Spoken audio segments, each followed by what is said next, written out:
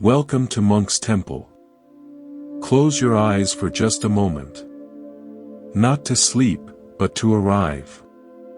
Feel the weight of your body settling into whatever surface supports you, the gentle pressure of the chair, the floor, the bed beneath you. Notice the subtle hum of your own presence, that quiet energy that animates your being. Perhaps it feels scattered tonight, like papers blown across a park by different winds, pulled toward yesterday's unresolved conversation, tomorrow's looming responsibility, today's silent plea for understanding that hangs in the air between you and someone you care about. If you feel that particular tiredness, not in your muscles but in your spirit. If you sense that gentle depletion that comes from explaining your heart to closed ears, from navigating emotional weather systems that aren't yours, from holding space until your own inner space feels hollow, then hear this now, in this quiet moment. This is not weakness. This is your soul whispering an ancient, essential truth. You have outgrown the noise. Buddhism offers us a profound and gentle revelation. The moment you stop reacting is the moment you truly begin to live. It's the instant you reclaim authorship of your inner world. In the coming years, true strength won't wear the armor of argument. It won't chase validation like a child chases their shadow. It will move with the serene rhythm of inner silence, focused, unshaken, deeply rooted while the world spins in its dazzling, chaotic dance. Stay here with me, in this shared stillness. What I offer you tonight are not commandments, but pathways, gentle invitations to return home to yourself. By the time we complete our journey together, you'll carry a quiet knowing, not how to change the world, but how to move through it with a peace so intrinsic, so woven into your being, that nothing and no one can disturb its depths.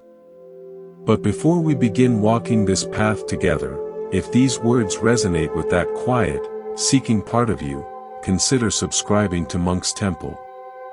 By joining our community, you plant a gentle flag on this journey of homecoming. Each new video is like a soft bell ringing in your day, a reminder to return, to breathe, to remember the calm that has always been waiting within you. Your subscription is a quiet nod to your own peace. Now, let us begin. Let me tell you about an ancient bristlecone pine I once encountered high in the White Mountains. These trees are among the oldest living beings on Earth. Some have stood for over 5,000 years. This particular pine grew from a crack in sheer granite, its trunk twisted by millennia of wind, its bark silvered by countless seasons. Storms that would shatter younger trees had merely shaped this one into a work of art. I sat with it for an entire afternoon once, during a sudden mountain squall. The wind screamed through its branches, bending them nearly horizontal. Rain lashed its needles. But as I placed my hand against its trunk, I felt something extraordinary. Deep beneath the frenetic motion of its limbs, there was a profound, resonant stillness. The tree wasn't fighting the storm. It wasn't bracing against it. It was simply anchored. Its roots had spent centuries finding every tiny fissure in that granite, delving deep into the mountain itself. The chaos was all in the canopy, the reactive, flexible part. The core remained unmoved. This is what Buddhism points us toward, not becoming rigid, but becoming deeply, intelligently rooted. Most of us, I've found, spend our lives living in the canopy. Our emotions are those outer branches, thrashed about by every change in weather. A compliment is a warm breeze that lifts us, a criticism is a harsh gust that bends us double. The silence of someone we love becomes a chilling frost that seems to penetrate our very wood. We live perpetually off balance because we've mistaken those reactive branches for who we are. The Buddha taught the principle of anicca, impermanence. Everything that arises, passes away. Every condition changes. The deeply rooted person doesn't just understand this intellectually, they've learned to live in harmony with it. They aren't surprised when plans dissolve like morning mist. They aren't shattered when people act from their pain rather than their wisdom. They don't expect summer to last forever. Expecting change isn't pessimism, it's the ultimate realism. It removes the shock, that this shouldn't be happening, that causes so much of our suffering. The ancient pine doesn't argue with the wind. It knows the wind's nature is to blow. So how do we cultivate this rootedness? We start with the simplest anchor available to us in every moment, the breath. As you listen, let a portion of your awareness settle onto the physical sensation of breathing. Don't try to change it. Don't make it deeper or calmer. Simply notice the cool air entering through your nose or mouth. The slight pause. The warmer air leaving. The gentle rise and fall of your chest or belly. This breath is happening right here, in your body, right now. It isn't dependent on any external condition, not on your bank account, not on someone's opinion of you, not on whether your inbox is empty. It's your most immediate, ever-present connection to being alive. It's your first root. Throughout your days, you'll feel the pull to return to the canopy. You'll feel the urgent tug of an angry email, the sting in a thoughtless comment, the anxiety of an uncertain future. Each time you notice this, and the noticing itself is the first, crucial victory, gently guide your awareness downward. Feel your feet making contact with the floor. Feel the solid support of your chair. Feel the vertical dignity of your spine. Take one conscious, anchoring breath. You aren't trying to stop the storm. You're simply remembering your trunk. This practice, repeated with gentle consistency, builds what the Buddha might call unshakable self-trust. When you're rooted, you no longer need the external world to reassure you of your worth, your path, or your right to peace. You know it internally.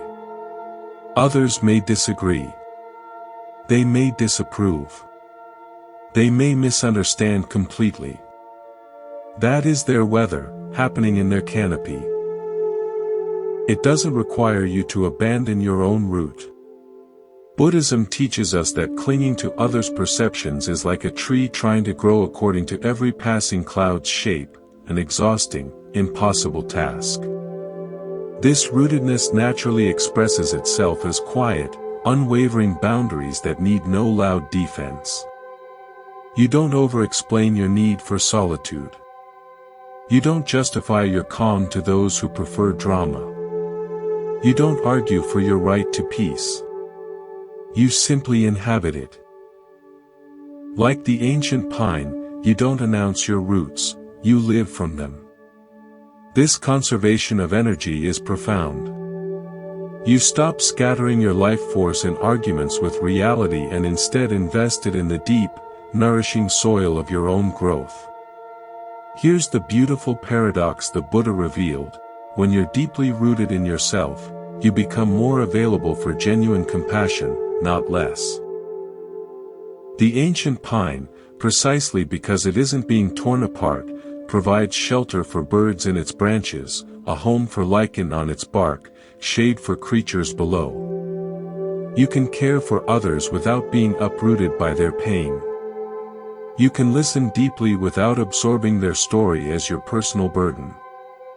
You can offer help from a place of abundance, not depletion. This is the middle way, the balanced path Buddhism guides us toward.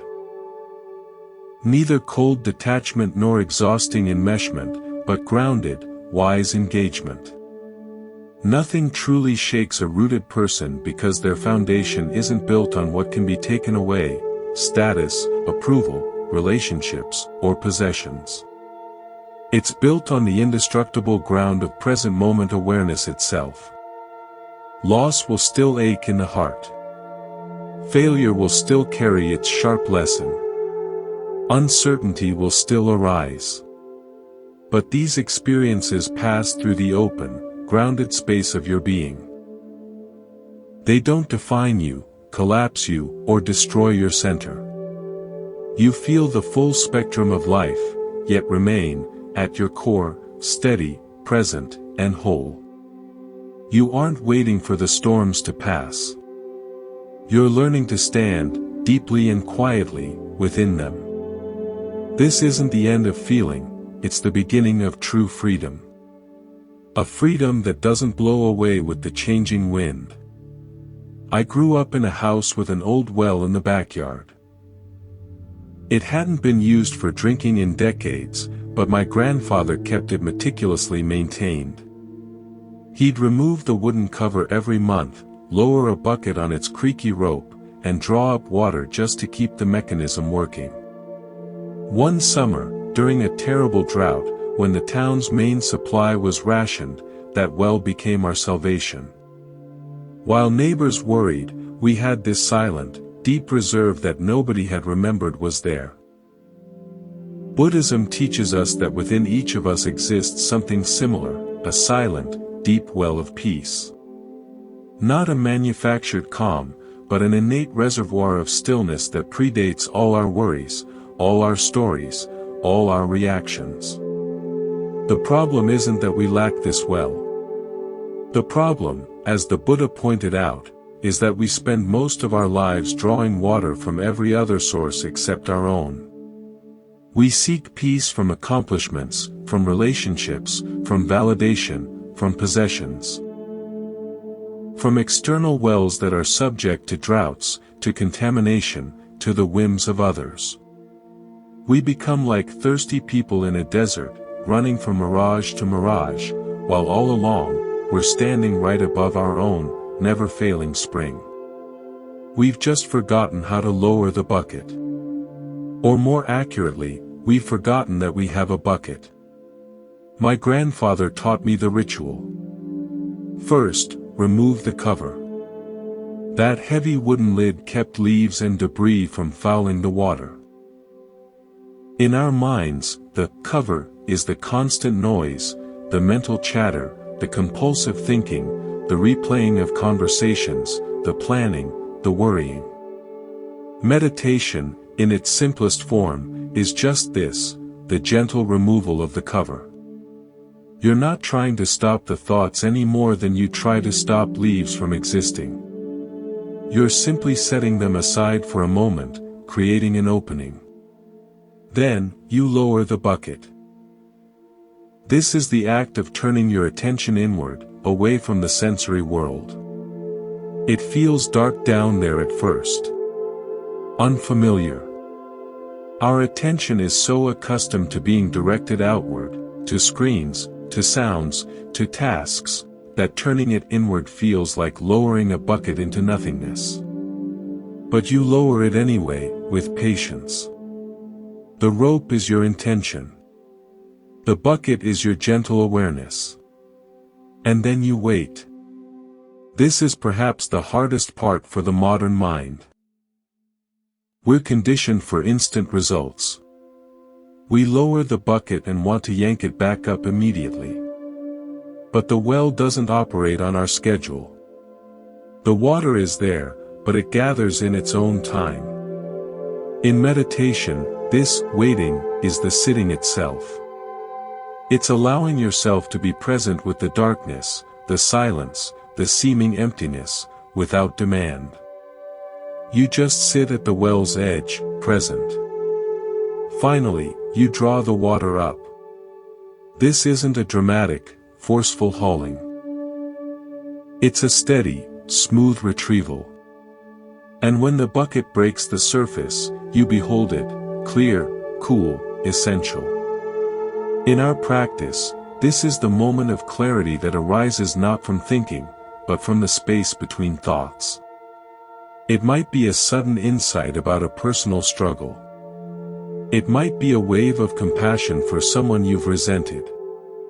It might simply be a deep, wordless knowing that you are okay, right here, right now. This is the peace that was there all along. You didn't create it. You accessed it. The world will try to convince you that your well is dry. It will shout about all the things you need to buy, achieve, or become to finally be happy. It will point to every other well but your own.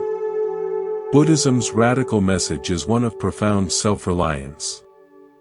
The Buddha, after trying every ascetic practice, every extreme, finally sat down under a tree and turned inward. He accessed his own well.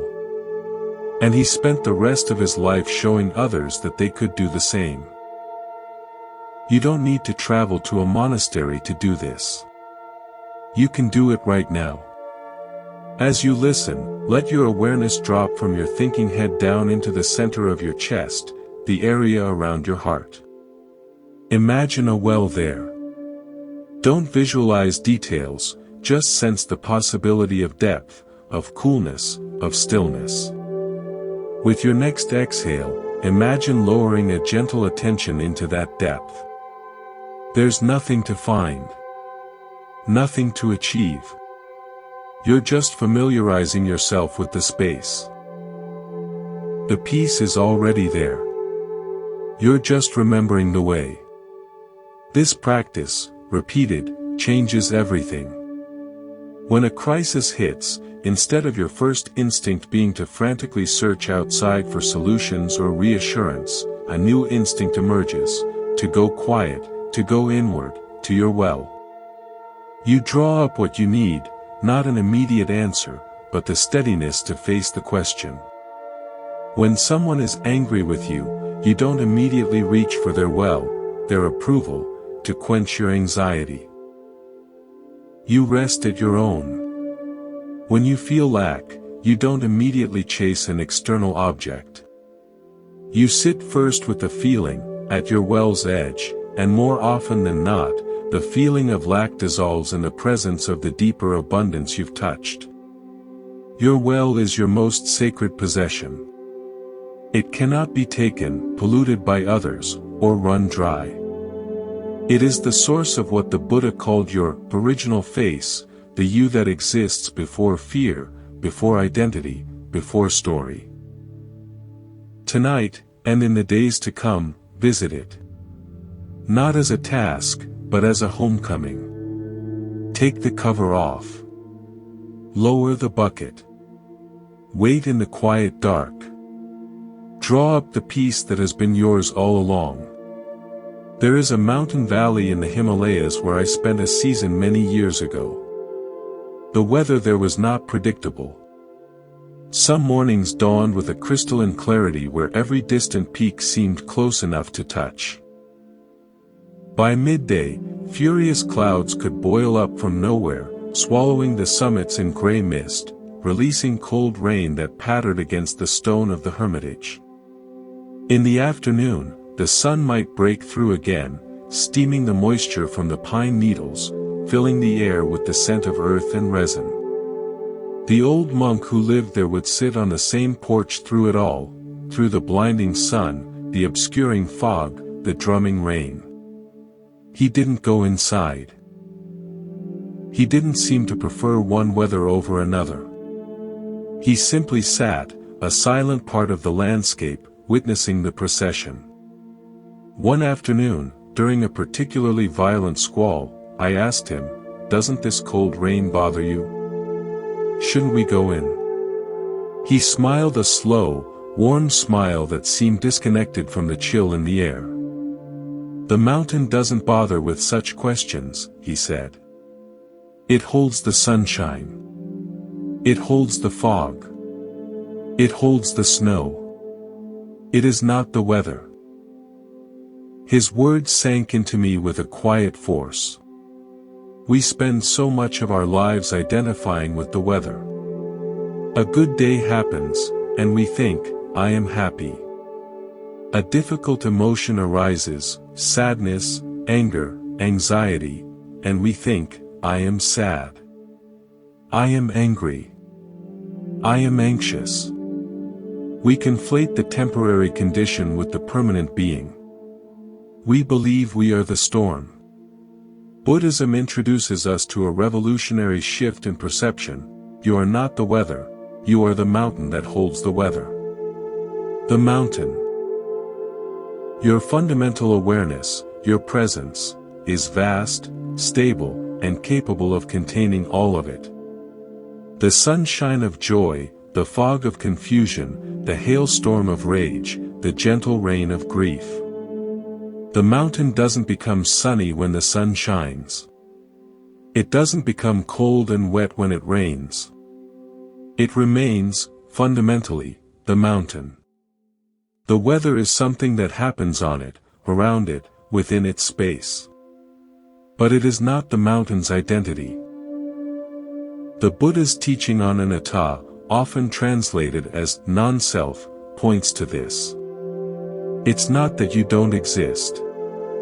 It's that what you truly are is not the small, story-driven, emotion-identified self you usually take yourself to be. You are something much more spacious, much more stable, the aware space in which the personal drama unfolds. The thought, I am failing, is a cloud. The feeling of tightness in your chest is a passing rain shower. The memory that triggers shame is a gust of wind. You are the mountain that observes the cloud, feels the rain, withstands the wind. You are the context, not the content. How do we practice being the mountain? It begins with a simple relabeling. When a strong emotion arises, instead of saying, I am angry, experiment with saying, anger is present. Or even more gently, there is anger. Create that slight separation. You are not denying the feeling. You are honoring its presence while refusing to be totally consumed by its identity. You are acknowledging the weather while remembering your mountain nature. Sit with this now. Close your eyes if you feel comfortable. Feel the solidity of your body in the chair. Sense the weight, the mass, the stillness of your physical form.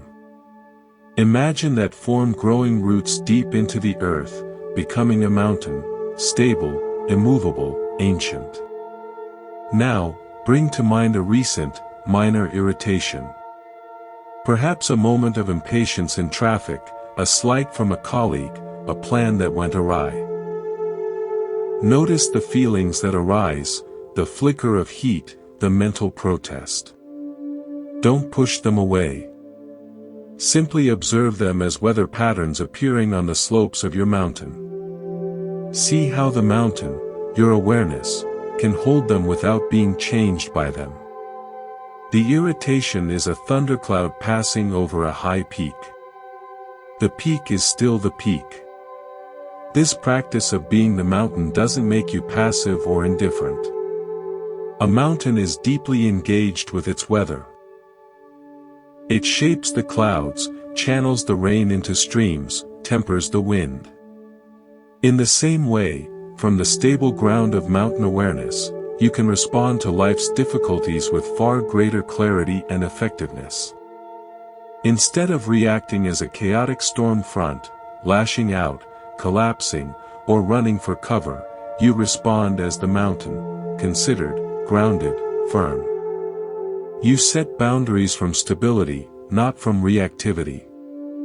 You speak from clarity, not from stormy emotion. People in your life may be confused by this shift. They are accustomed to your weather patterns. They know how to provoke a storm, how to elicit sunshine. When you become the mountain, you cease to be predictable in that way. Your peace is no longer contingent on their actions. This can be unsettling to those who have learned to navigate your old climate. Allow them their confusion. It is part of their weather. You remain, steadfastly, the mountain. The ultimate gift of this teaching is freedom. You are no longer at the mercy of passing conditions. A difficult diagnosis, a financial loss, a heartbreak, these are fierce and powerful weather systems. But they do not have the power to destroy the mountain of your essential being. You can feel the full, brutal force of the gale, you can weep with the rain, yet at your core, you remain unbroken, present, whole. You learn, as the Buddha taught, to be in the world but not of it. To experience life fully, yet not be defined by any single experience. You are not your happiness. You are not your sadness. You are not your achievements or failures. You are the silent, spacious awareness that witnesses all of it. You are the mountain, eternally present, forever capable of welcoming whatever weather arrives. In the attic of my childhood home, there was an old, cedar-lined chest. Inside, my grandmother kept packets of letters tied with faded ribbon, correspondence from her sister who had moved across the ocean decades before. One packet, however, was different. It contained letters that were never sent. Letters filled with unsaid apologies, unexpressed love, unresolved grievances. She had written them over a lifetime, sealed them, and placed them there. I once asked her why she never mailed them. She smoothed her apron and said, "Some words are just for the writing, child. Putting them on paper lets them leave your heart. Sending them would have only brought the storm back inside." For years, I didn't truly understand. I thought it was about secrecy or fear. Now, through the lens of Buddhist wisdom, I see it as one of the most profound practices of emotional liberation I've ever witnessed. We carry so many unwritten, unsent letters within us. Letters to people who have hurt us, from whom we desperately seek an apology. Letters to people we have hurt, burdened by our own unconfessed guilt. Letters to lovers who left, friends who faded, family members who never understood us.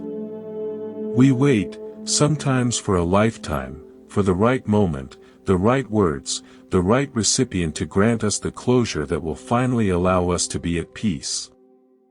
Buddhism gently turns this notion on its head.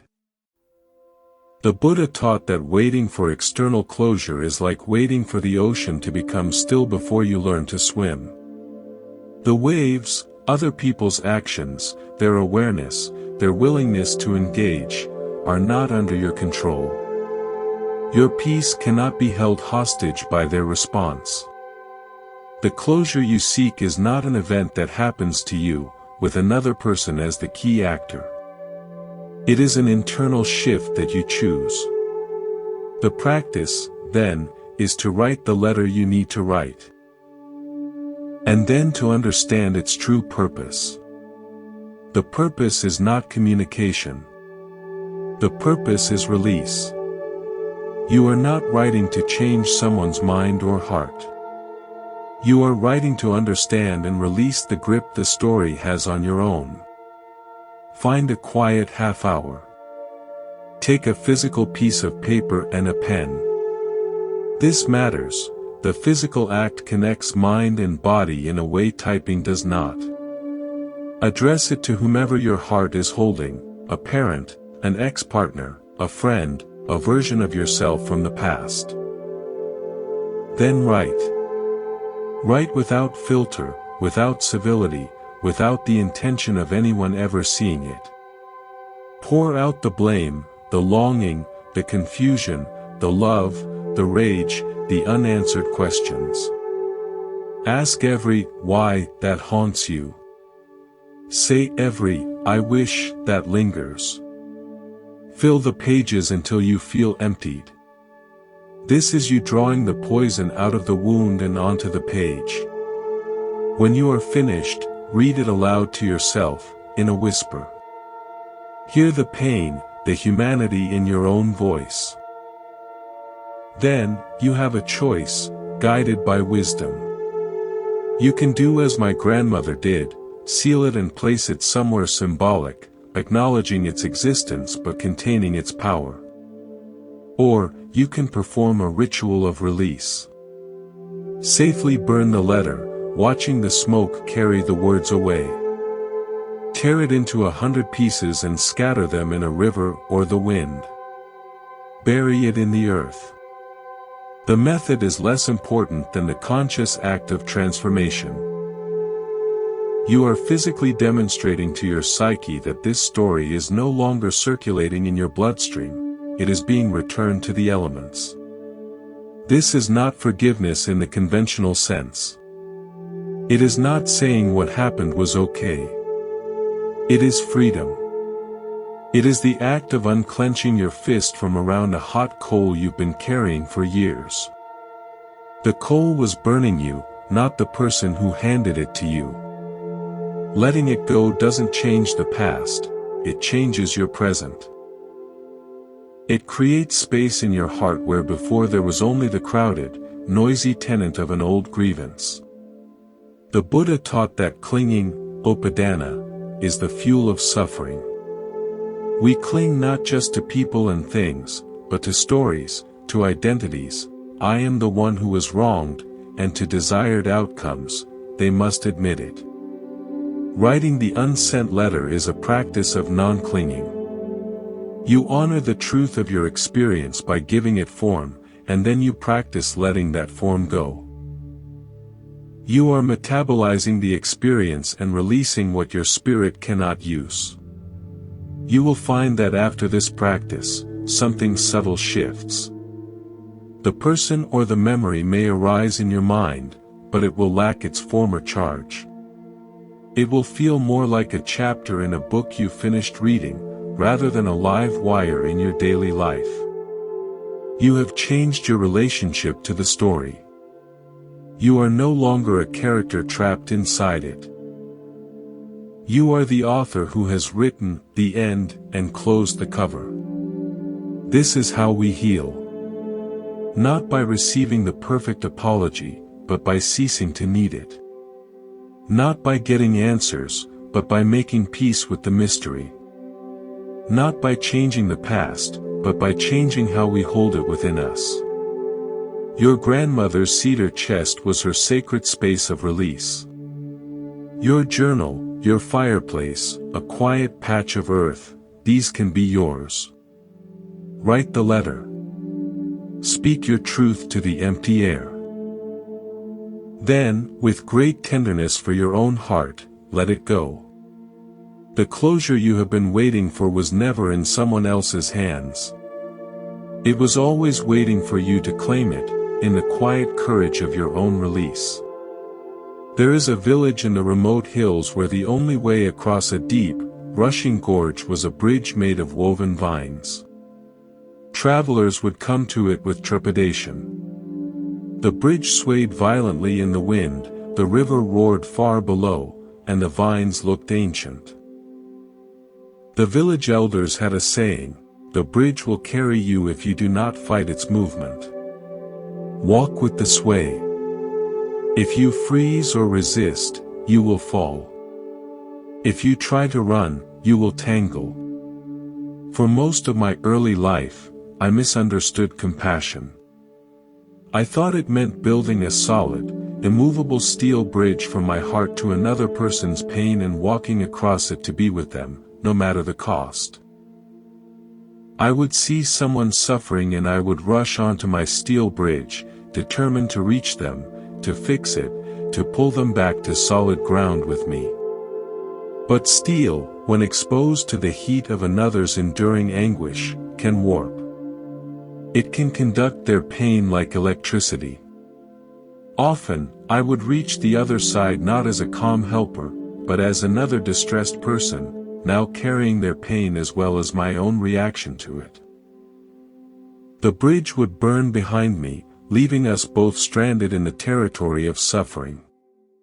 Buddhism refines our understanding of compassion, karuna, with the crucial ingredient of wisdom, prajna. True compassion isn't a steel bridge. It is that bridge of woven vines. It is flexible, resilient, and connected, yet it maintains a necessary space, the space of the gorge. You do not collapse into the other person's experience. You do not lose your footing on your own shore. You meet them from your side, offering presence across the gap. The Buddha taught the practice of Brahmavihara, the divine abodes, which includes compassion. It begins with a recognition of suffering. There is pain. Not, I must take your pain. The second step is the wish, may you be free from this pain. Not, I will make you free. There is a world of difference. The first is an offering of clear seeing and heartfelt intention from your own grounded center. The second is a recipe for burnout, resentment, and enabling. It assumes a responsibility that is not yours to bear. To practice being the vine bridge, begin by grounding yourself firmly on your own riverbank. Feel your feet.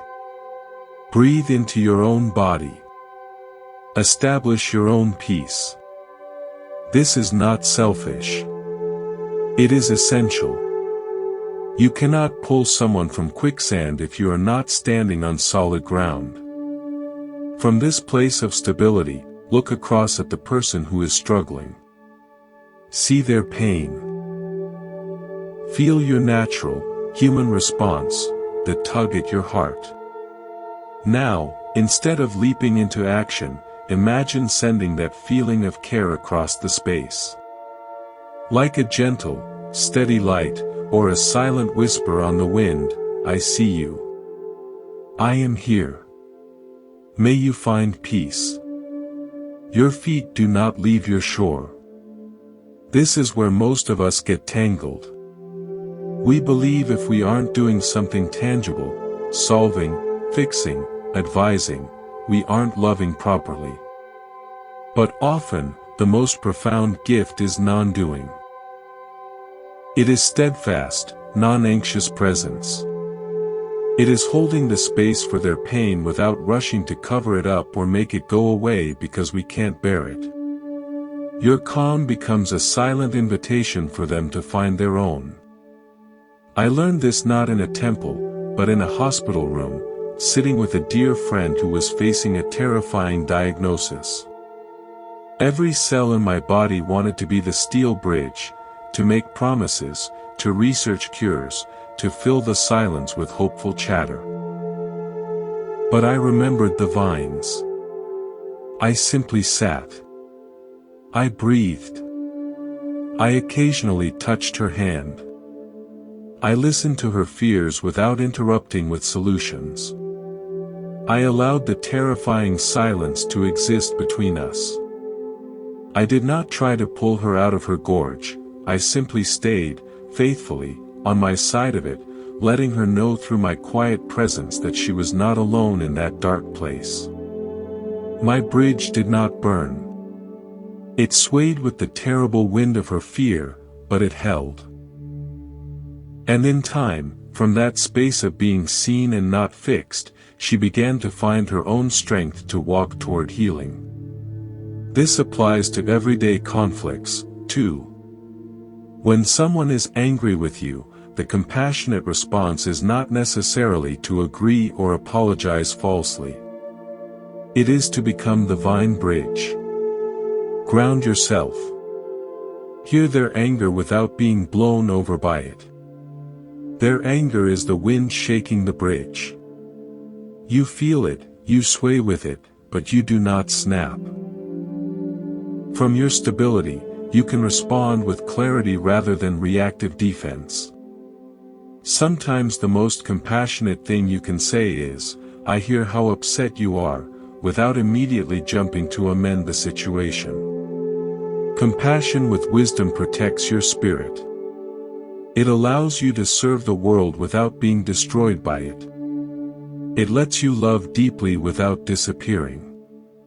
You become a sanctuary for others because you have first become a sanctuary for yourself. You are not the savior. You are the witness. You are not the fixer, you are the space holder.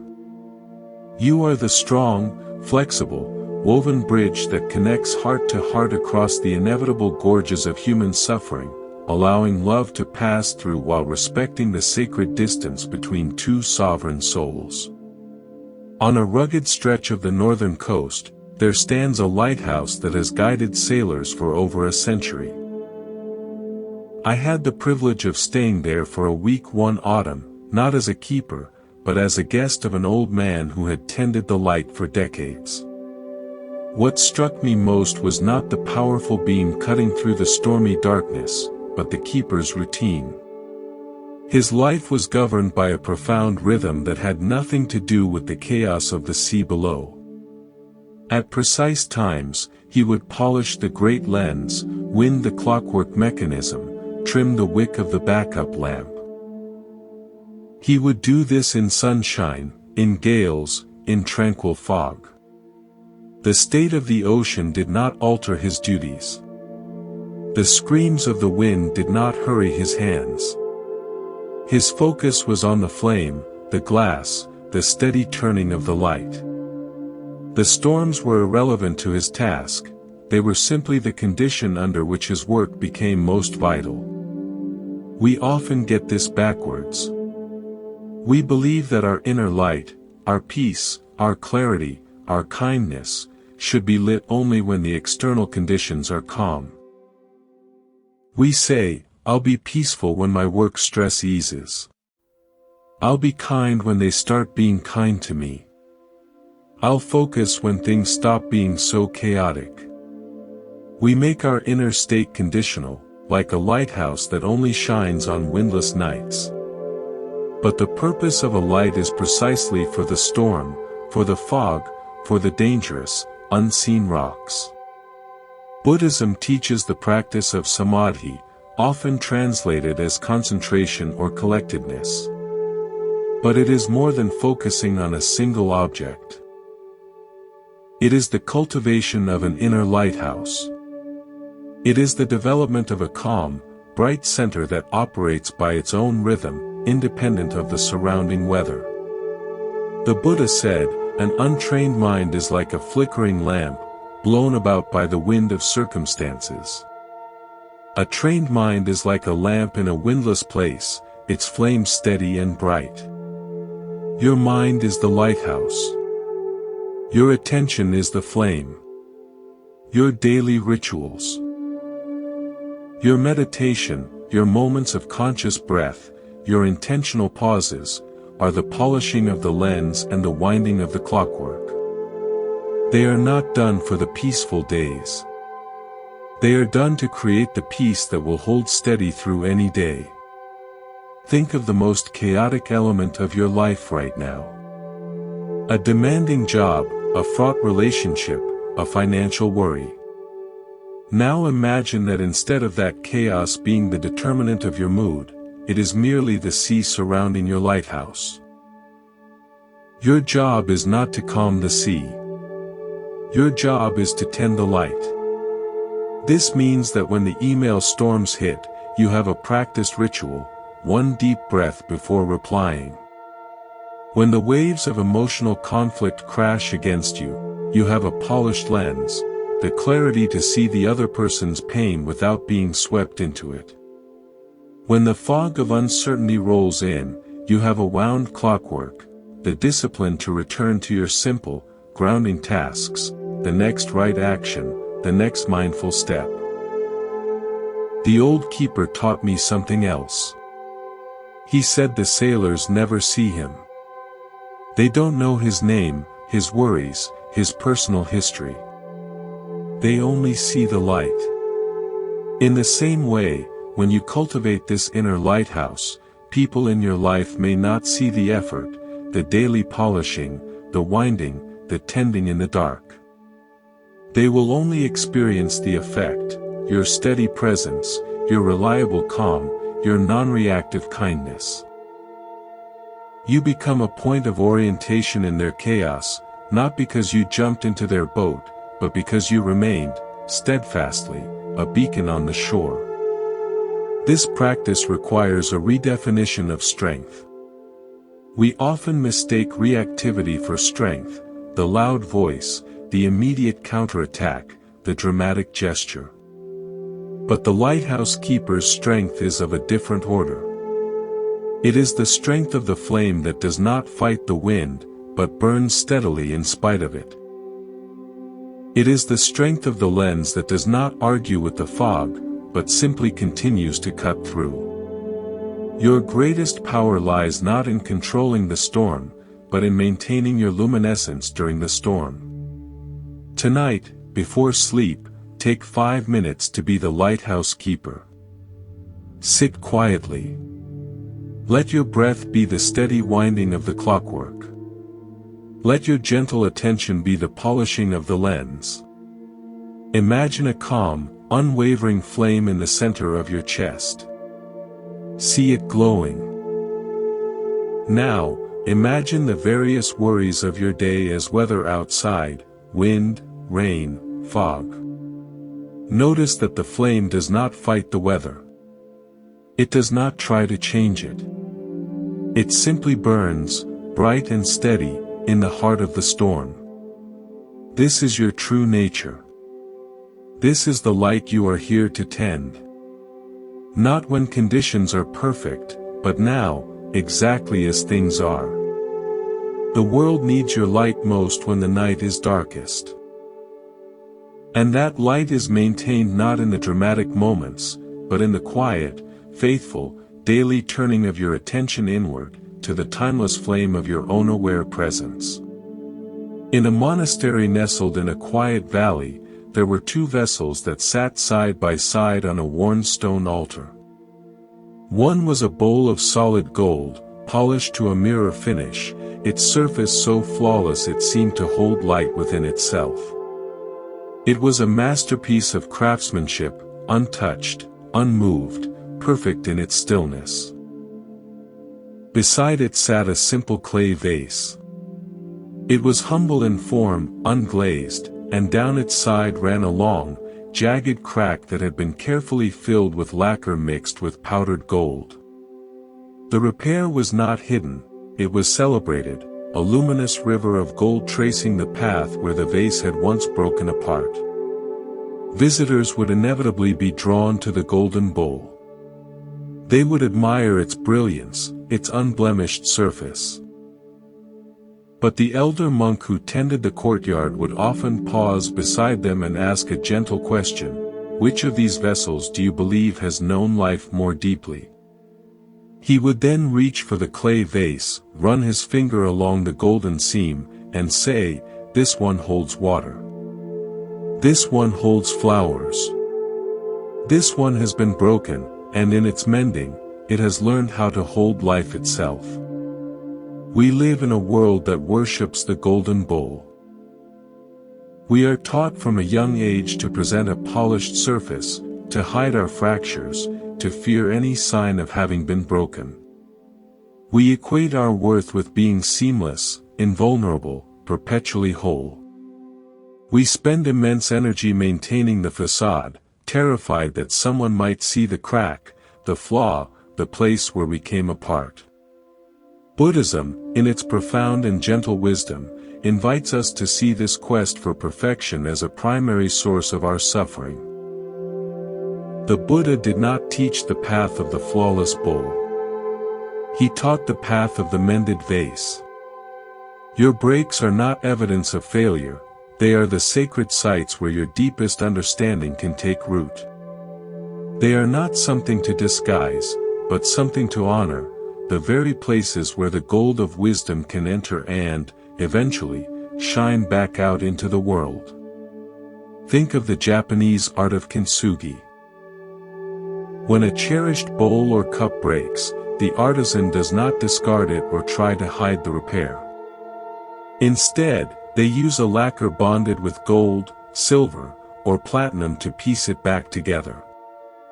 The breakage and repair become part of the object's history, making it more valuable, not less. This is not merely an aesthetic choice, it is a philosophical one, deeply resonant with Buddhist thought. It acknowledges impermanence, anicca, honors suffering, dukkha. and embraces the beauty of a non-self, anatta, that is not defined by a single, permanent, perfect state, but is a process of continuous breaking and mending. Your life is a practice of kintsugi. The grief you carry from a loss, that is a crack. The anxiety that whispers of future uncertainties, that is a crack.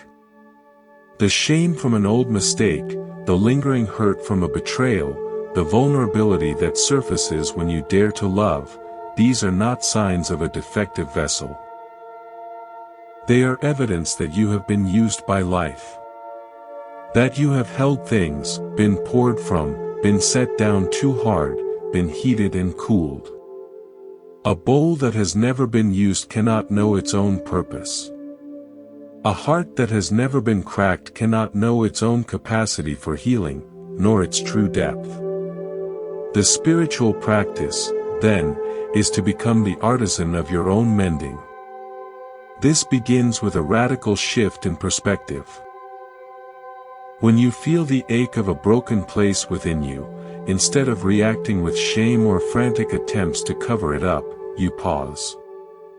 You bring the light of your mindful attention to that very spot. You approach your own fracture with the reverence the kintsugi master brings to the broken pottery. You do not say, "This shouldn't be here." You say, with gentle curiosity, "Ah, here is a break. Let me see its shape. Let me understand its nature." This is where you mix your golden lacquer.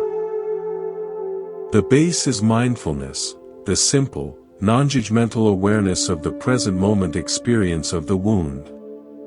The precious metal you mix into it is self-compassion, the intentional offering of kindness to your own suffering, as you would to a dear friend. You apply this golden mixture not to erase the crack, but to bind the pieces together with a new understanding. You are not returning to a previous, unbroken state. You are creating something new. A you that includes the break as an integral part of your beauty and strength. For example, that crack of social anxiety. Instead of berating yourself for being weak, you sit with the fizzy, fearful sensation in your body. You breathe into it. You investigate, what is the story here? What is it afraid will happen? You apply the gold of understanding. This anxiety arises from a deep desire to connect and a fear of rejection. It is trying to protect a tender part of me. This doesn't make the anxiety vanish, but it changes your relationship to it. The crack is now lined with the gold of insight. It becomes a teacher, not a tormentor. This practice utterly transforms how you move through the world. When you stop hiding your mended cracks, you release the exhausting burden of perfectionism. You can meet others with a disarming honesty. Your relationships cease to be performances between two golden bowls and become authentic exchanges between beautifully mended vases. You can share your struggles without collapsing into them, and in doing so, you give others permission to do the same. You create a space where healing is communal, where brokenness is not a secret but a shared language. Furthermore, the mended vase is functionally superior to the perfect bowl. The perfect bowl is kept on a shelf, too precious for daily use. The mended vase is in the thick of life, holding water for the thirsty, displaying flowers that will wilt, being useful, being alive. Your cracks, the very experiences you may have been taught to be ashamed of, are what make you capable of true compassion. Your own journey through depression allows you to sit with someone in theirs without fear. Your experience of failure allows you to encourage someone else without hollow platitudes. Your heartbreak allows you to companion another's grief with a knowing silence. Your golden seams become maps of hope for those still lost in their own broken places. Let us, therefore, consciously choose the path of the clay vase. Let us dare to be used by life, to be poured out, to risk cracks. And when the breaks inevitably come, as they will for all things subject to time and touch, let us gather the pieces with immense tenderness. Let us mix our lacquer of mindful awareness with the gold dust of self-compassion. Let us mend ourselves with patience and artistry, allowing the golden rivers of our repairs to shine openly. For in this mending, we do not become less than we were. We become more. We become a testament to resilience, a vessel that knows its purpose is not to remain untouched, but to hold, to pour, to give, and to stand, beautifully and unashamedly, with its golden history gleaming in the light. This is the wisdom of the cracked vase. This is the heart of a healing grounded not in perfection, but in wholeness. In a small village known for its textiles, there lived two weavers. The first weaver was famed for her flawless tapestries. Not a single thread was out of place. Her work was displayed in great halls, admired from a distance, untouched. The second weaver was known for her mending. She would take torn, stained, and discarded cloths, a sail ripped in a storm, a child's beloved blanket worn thin, a ceremonial robe damaged by time, and she would not simply repair them to be as they were. She would weave new threads into the tears, threads of a contrasting color or a different texture. The mend would become the most interesting part of the fabric, a visible story of what had been endured and what had been transformed. Her work was not displayed in halls, it was used, loved, and carried close to the body every day. We often approach our mistakes, our failures, and the parts of our past we regret as the first weaver would. As flaws to be hidden, or worse, as evidence that the entire tapestry is ruined. We think, because I failed here, the whole of me is a failure. Because this relationship tore, my capacity for love is torn. We view our life as a single, continuous bolt of cloth, and any rip renders the entire length worthless. Buddhism offers us the eyes of the second weaver. It teaches us that our life is not a static tapestry to be judged from afar. It is an ongoing act of weaving and mending. The tear is not the end of the cloth, it is an invitation to introduce a new thread, to create a pattern that would not have existed otherwise. The mend is where the fabric gains its unique character, its depth, its true strength. The Buddhist teaching of Paticcasamuppada, or dependent origination, shows us that nothing exists in isolation. Every moment, every event, arises based on conditions, and in turn becomes a condition for what arises next. Your failure is not a dead end stamped on your soul. It is a set of conditions. It is a tear in the cloth that now presents the conditions for the practice of patience, the thread of humility, the pattern of resilience.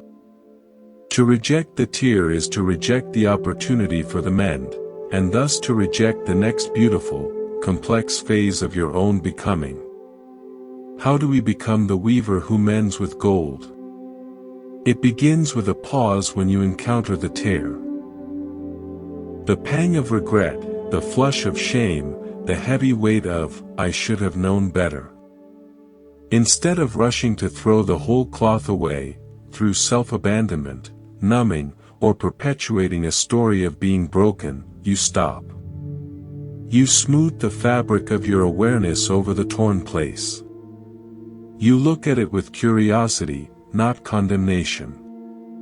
You ask, what thread was here that snapped? Was it the thread of a certain expectation? The thread of a particular self-image? The thread of an old, unexamined fear? Then, You consciously choose your mending thread. This is an act of profound agency. The thread could be forgiveness, not necessarily for another, but for the version of yourself who, with the understanding they had at the time, made a choice that led to a tear. The thread could be learning, the clear insight into what that experience revealed about your mind or heart. The thread could be release. The conscious decision to stop pulling at the frayed edges by reliving the story. You take this chosen thread, this quality of heart, and with the steady shuttle of your intention, you begin to weave it back and forth across the gap. You integrate the experience. You don't cover it up, you incorporate it, making it a functional, beautiful part of the whole. I learned this not from a scripture, but from watching an elder recover from a stroke that took his ability to speak, a skill central to his identity as a teacher. For months, there was only silence and frustration, a massive tear in the cloth of his life. Then, slowly, he began to mend. He picked up a brush and began to paint. He used his listening, now deepened by his own silence, to hear others in a way he never had. The stroke had torn his tapestry of being a speaker. His mending threads were painting, deep listening, and a palpable, silent presence. The new pattern that emerged was, in many ways, more profound and affecting than the original. He had become the second weaver of his own life. This practice redeems your past. Those events you wished you could cut out and burn become, instead, the very places where the fabric of your character is most intricate and strong. Your heartbreaks teach you the contours of love. Your losses teach you the value of presence. Your poor judgments teach you discernment. The golden seams of your mended tears become a source of wisdom you can offer to others. You become a living testament that a life is not measured by its lack of damage, but by the artistry and courage of its repair. So, cease striving for the flawless, untouched tapestry. That is the cloth of a life unlived. Instead, embrace the noble work of the mender. Weave your tears with threads of grace. Weave your regrets with threads of understanding. Weave your wounds with threads of compassion. Let your history be a fabric rich with evidence not of perfection, but of loving repair. For in the end, it is not the cloth that was never torn that is most precious. It is the cloth that was torn, and loved back together, thread by golden thread, until it became more whole, more beautiful, and more truly itself than it ever was before. Behind the old temple where I spent many of my early years, there was a walled garden that no casual visitor ever saw. It had no sign, no grand entrance. You had to pass through a low, wooden gate, almost hidden by wisteria vines. Inside, it was not a garden of bright, showy blooms arranged for applause. It was a garden of subtlety, of moss-softening ancient stones, of fragrant herbs that released their scent only when brushed against, of shade-loving plants with quiet, green blossoms. It grew in silence, according to the deep, patient rhythms of the earth. The head monk tended it not for display, but for the sheer practice of tending, the feel of soil, the observation of growth, the harmony of pulling a weed just so. The garden's beauty was not for spectacle, it was a private conversation between caretaker and life. We have been taught that growth must be loud. We are conditioned to believe that a transformation, a healing, a new skill isn't real until it is witnessed, validated, and applauded by others. We feel the urge to announce our progress, to post about our new meditation habit, to declare our emotional breakthroughs, to make sure the world sees how far we've come. This, Buddhism suggests, is often the ego dressing up growth as a performance. It is the garden that demands a sign and a crowd.